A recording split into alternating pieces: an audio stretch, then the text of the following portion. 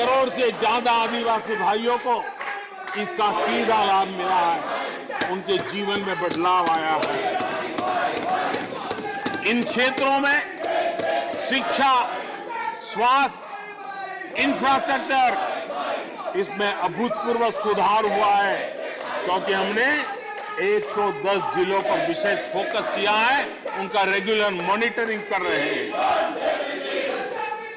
यहां पर हमारे कुछ माननीय सदस्यों ने ट्राइबल सब प्लान की बात का जिक्र किया था।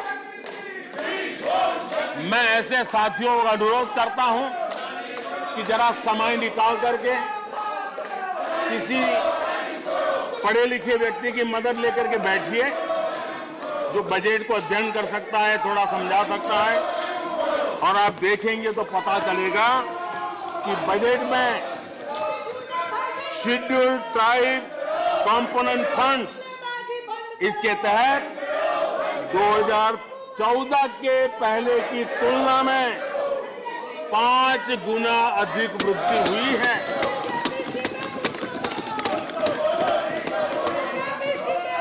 आदरणीय सभापति जी, 2014 के पहले जब उनकी सरकार थी, तब एलोकेशन 20-25 हजार करोड़ रुपए के आसपास रहता था। बहुत पुरानी बात नहीं है, सिर्फ 20-25 हजार करोड़ रुपए। आज यहां आकर के गीत गा रहे हैं। हमने आकर के इस वर्ष 1,20,000 करोड़ का प्रावधान किया। हमने बीते 9 वर्षों में हमारे आदिवासी, हमारे जनजातीय भाई बहनों के उज्जवल भविष्य के लिए और बच्चों के उज्जवल भविष्य के लिए 500 नए एकलव्य मॉडल स्कूल स्वीकृत किए हैं, और ये 4 गुना ज्यादा बढ़ोतरी है। इतना ही नहीं, स्कूलों में टीचर, स्टाफ, इस बार हमने 38,000 नए लोगों के रिक्रूटमेंट का, हमने भर्ती का इस बजट में प्रावधान किया। आदिवासियों के कल्याण के लिए समर्पित हमारी सरकार ने, मैं जरा आपको फॉरेस्ट राइट एक्ट की बात की तरफ ले जाना चाहता हूं।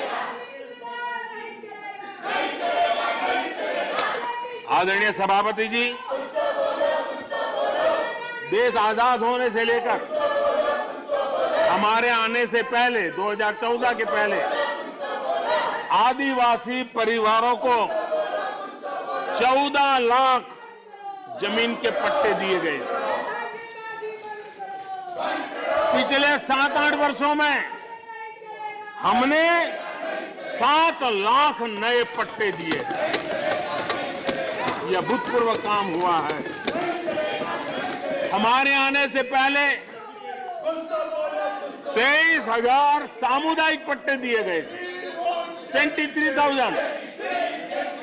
हमारे आने के बाद 80,000 से अधिक सामुदायिक पट्टे दिए गए हैं।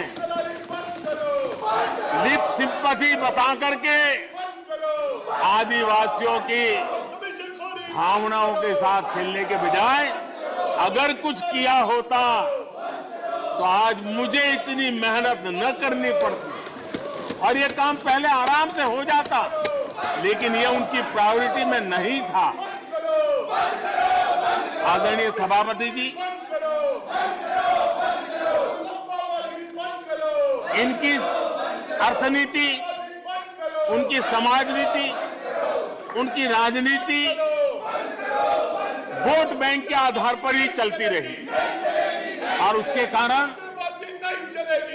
समाज की जो बेसिक ताकत होती है, स्वरोजगार के कारण देश की आर्थिक गतिविधि बढ़ाने वाला जो सामर्थ्य होता है, इन्होंने हमेशा नजरअंदाज कर दिया। उनको वो इतने छोटे लगते थे, इतने बिखरे हुए लगते थे, तो उसका उनको कोई मूल्य ही नहीं था। जो छोटे छोटे काम में जुड़े हुए, जो स्वरोजगार के ऊपर समाज पर बोझ बने बिना समाज में कुछ न कुछ वैल्यू एडिशन करते हैं, उनके प्रति दुर्लक्ष्य किया गया।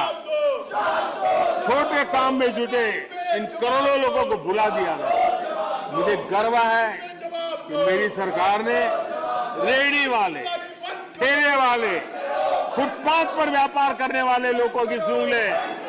ब्याज के चक्कर में जिनके जीवन तबाह हो जाते थे, दिन भर का पसीना ब्याजखोरों के घर जाकर के चुकाना पड़ता था, उन गरीबों की चिंता हमने की, उन रेहड़ी ठेले पटरी वालों की चिंता हमने की।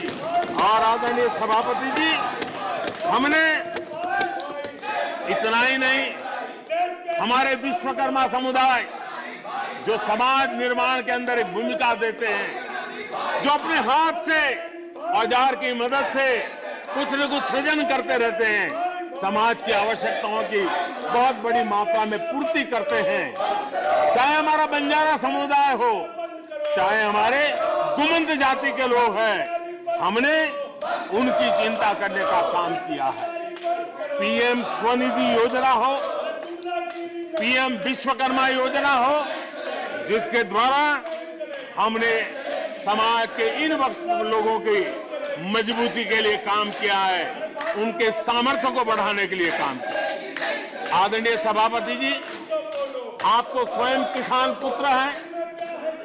इस देश के किसानों के साथ क्या बीती है, ऊपर के कुछ एक वर्ग को संभाल लेना और उन्हीं से अपनी राजनीति चलाए रखना, यही सिलसिला चला। इस देश की कृषि की सच्ची ताकत छोटे किसानों में है। 1 एकड़ 2 एकड़ भूमि का वो बड़ा मुश्किल से 80-85% इस देश का ये वर्ग है। इन छोटे किसान उपेक्षित थे, उनकी आवाज कोई सुनने वाला नहीं था। हमारी सरकार ने छोटे किसानों पर ध्यान केंद्रित किया, छोटे किसानों को फॉर्मल बैंकिंग के साथ जोड़ा। आज साल में 3 बार सीधे पीएम किसान सम्मान निधि छोटे किसान के खाते में जमा होती है।